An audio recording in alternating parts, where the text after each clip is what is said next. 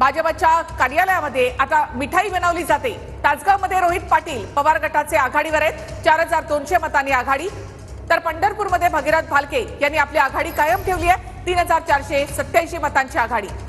तर समाधान आवताडे भाजपचे उमेदवार यांना मोठा धक्का। पंढरपूरमध्ये भगीरथ भालके हे आघाडीवर आहे। तर भाजप मोठा पक्ष महायुती 189 जागांवर आघाडीवर आहे। भाजप 108। 2019ला भाजपला 105 जागा मिळाल्या होत्या, मात्र आता भाजप 108 जागांवर आघाडीवर आहे। तर शिंदेच्या शिवसेनेला सुद्धा इथे 49 जागांवर आघाडी मिळाली आहे। तर अजित पवारांच्या राष्ट्रवादीला 32 जागांवर आघाडी मिळाली आहे।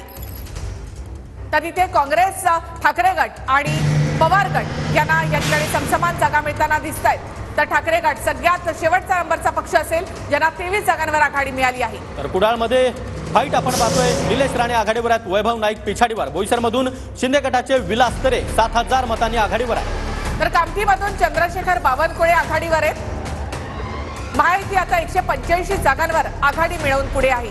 भाजप सगळ्यात मोठा पक्ष 104 जागांवर आघाडी। तर महायुती सध्या 185 जागांवर आघाडीवर आहे, तर महाविकास आघाडी ही 87 जागांवर आघाडीवर आहे। भाजप सर्वात मोठा पक्ष 104, शिवसेना 49, तर अजित पवार गट 32 जागांवर आघाडीवर आहे। तर जालना जिल्ह्यामधील 5 जागांवर महायुती आघाडीवर आहे। जालना जिल्ह्यातील 5 जागांवर महायुती आघाडीवर।